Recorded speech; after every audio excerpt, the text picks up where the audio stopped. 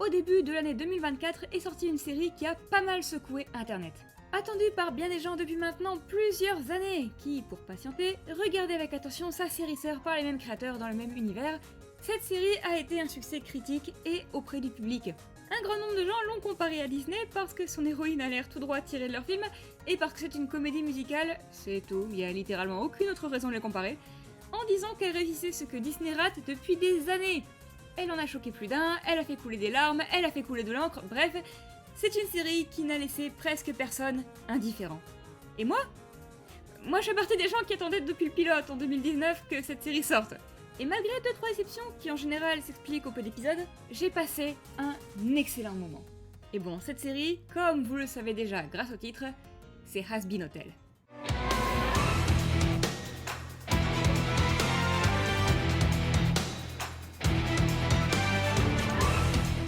Has Been Hotel, c'est une série créée par Spindlehorse et Vixie Pop, une dame dont les gens adorent interpréter les propos de la pire manière possible pour créer des polémiques à partir de rien qui se déroule en enfer. On y suit Charlie Morningstar, fille de Lucifer et princesse héritière du trône des enfers, une jeune fille hantée par la façon dont les exorcistes du paradis viennent, une fois par an, exterminer les pécheurs dont elle et son père ont la charge pour éviter la surpopulation. Afin de mettre fin à ces massacres, elle décide de mettre en place un plan complètement fou, la rédemption. En aidant les pécheurs à devenir de meilleures personnes, elle espère qu'ils seront admis au paradis, ce qui réduirait les soucis de surpopulation et permettrait de mettre fin à ces exterminations. Elle est épaulée dans cette lourde tâche par sa petite amie, Vaggie, et par Alastor, un seigneur démon dont les motivations restent floues et qui fait peur à tout le monde. Celui-ci lui est néanmoins essentiel, ne serait-ce que parce qu'il a ramené les 2 derniers employés, à savoir Husk, le barman, et Nifty, la femme de ménage. Quant au pêcheur prêt à donner sa chance à Charlie, il n'y a qu'Angel Dust, star du porn, qui est avant tout là pour pouvoir être hébergé gratos et loin de son boss abusif. Charlie a donc énormément de travail à accomplir pour que son rêve devienne réalité, et pour ne pas aider, le paradis n'a pas l'air disposé à lui donner un coup de main non plus. Bref, voilà le pitch de la série, c'est très déjanté, c'est très trash, c'est pas pour les enfants, et c'est bien indiqué au début des épisodes, malgré le nombre énorme de gosses de 12-13 ans que je sais qui regardent, et il y a des tas de sujets abordés dedans qui sont très intéressants. Mais moi, il y en a un qui m'a marqué, et bon bah vous le savez déjà si vous avez vu le titre, hein, donc pas la peine que je joue le suspense, c'est le thème de la parenté.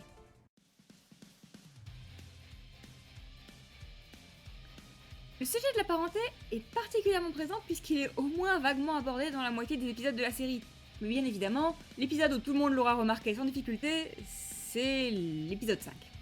À savoir, l'épisode où apparaît Lucifer, le père de Charlie. Lui et sa fille sont... peut-être pas en froid, mais la situation est clairement tendue. Ils sont distants, dirons-nous.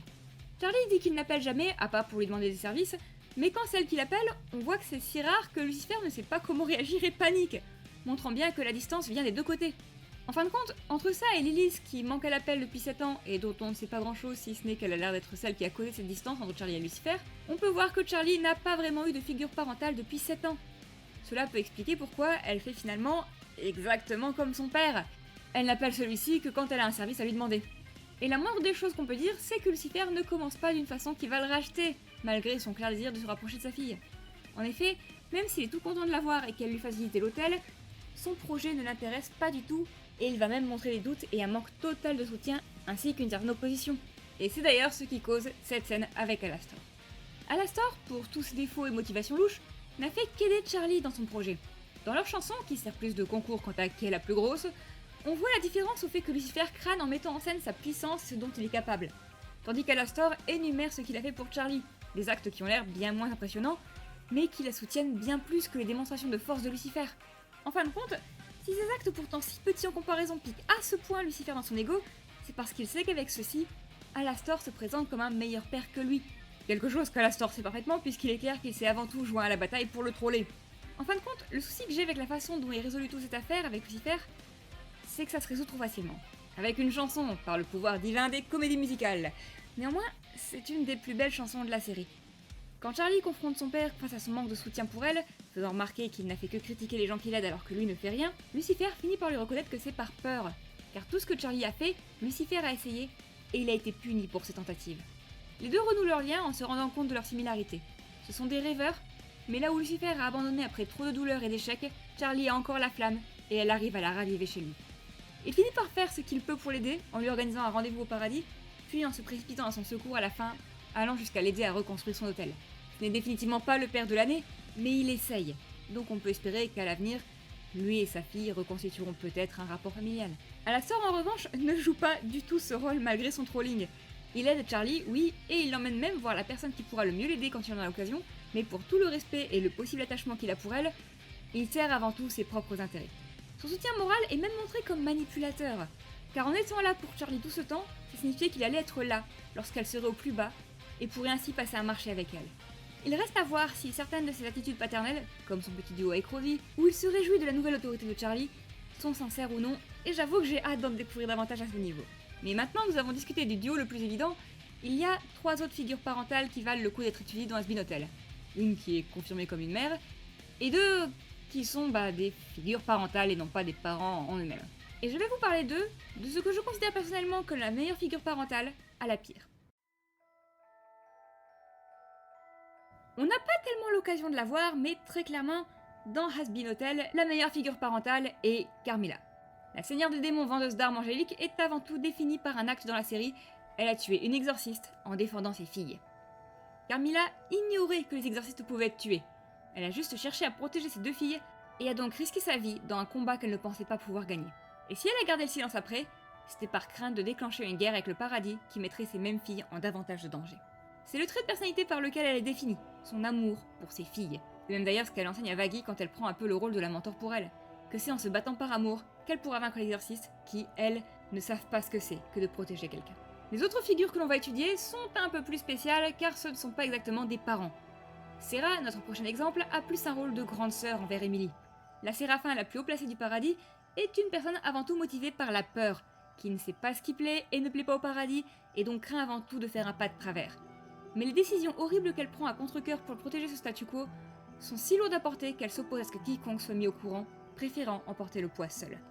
Il y a définitivement une part de lâcheté là-dedans, et vu la façon dont ses convictions se retrouvent bouleversées lors de la dernière scène de la série, il reste à voir comment elle réagira à ces changements avant de la juger pour de bon.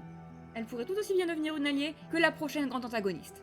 Mais ce qui est certain, c'est qu'au moins une partie de ses décisions avait pour but de protéger Emily, qui est plus jeune qu'elle et à qui elle veut épargner le genre de tourments qui ont causé la chute de Lucifer. Néanmoins, le mensonge et la malhonnêteté ne sont pas des façons de faire.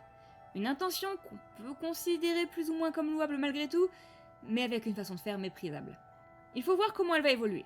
Le dernier personnage que l'on verra n'aura probablement aucune de ces options. Et surtout, ce n'est pas juste sa façon de faire qui est méprisable, mais aussi ses intentions, parlons un peu d'Adam. Il y a des chances que ceux qui ont regardé la série me demandent en quoi Adam est une figure parentale. Et c'est logique parce que ce mec c'est le pire. Genre vulgaire, désagréable, sadique, dépourvu de la moindre qualité ou empathie, le chef des exorcistes était le tout premier homme du monde, et s'il est intéressant de noter que ces 2 filles bibliques, Cain et Abel, ne sont jamais mentionnées de la série, contrairement à ses femmes, Lilith et Ève, il n'empêche qu'il est plus ou moins considéré comme le père de l'humanité et qu'il en est fier. Il estime que ce simple fait lui doit le respect. Mais ce n'est pas de ça que je parle. Je parle plutôt de sa relation avec les exorcistes. On n'a que rarement l'occasion de le voir communiquer avec elle, mais il semble assez clair qu'il a un rôle un peu de chef de culte avec elle. Un rôle très paternaliste qui prend une toute autre dimension quand on apprend qu'il les nomme. C'est lui qui a nommé Vaggie. Un rôle qui revient en général à un parent. Et l'autorité qu'il a sur elle ne donne pas l'impression d'être l'autorité d'un boss. C'est l'autorité d'un père, avec Lute qui est clairement sa fille préférée, la plus violente et endoctrinée d'entre elles, celle qui a arraché l'œil et les ailes d'une de ses sœurs quand celle-ci a eu le culot de montrer de la compassion. Adam est une figure parentale pour les exorcistes, et quand on sait comment il est, ça explique énormément sur ce qu'elles sont. Il est très clairement la pire figure parentale d'une histoire où pourtant, elles ne sont vraiment pas tout au niveau de Carmilla. Mais avant de conclure, on va faire un petit crochet, parce que si le thème de la parenté et de comment on traite et soutient nos enfants est présent dans Has Been Hotel, entre les différences de soutien de Lucifer et Alastor, l'amour de Carmilla pour ses filles, les actes discutables de Sera et l'endoctrinement total causé par Adam, il est exploré de façon assez intéressante également dans sa série sœur, Helluva Boss.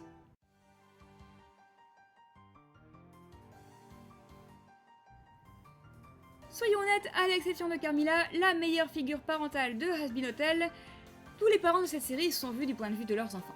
Que ce soit Charlie, Emily ou Vaggie, elles sont tous des personnages que l'on suit plus que leurs parents. Ce qui signifie que leurs défauts sont montrés comme un obstacle à leur lien. Dans Hell of a Box, en revanche, ceux qu'on pourrait voir comme les 2 personnages principaux de l'histoire sont 2 papas. 2 papas qui ont une relation compliquée avec leur fille, et l'un avec l'autre, mais qui essayent, bon sang, qu'ils essayent. Blitz, le protagoniste de l'histoire, a adopté Luna juste avant qu'elle atteigne l'âge adulte parce qu'il ne supportait pas la façon dont elle était traitée. Il l'aime comme la prunelle de ses yeux, mais n'a pas un caractère facile et elle non plus. Ce qui mène à de nombreux conflits entre eux où ils sont clairement montrés comme étant tous les deux en faute. Pourtant, ils s'apprécient clairement. Luna s'énerve souvent contre son père, mais elle tient à lui et apprécie ses efforts. Ce sont des gens brisés qui ne sont pas sûrs de là où ils se dirigent, mais ils essayent et restent unis malgré tout.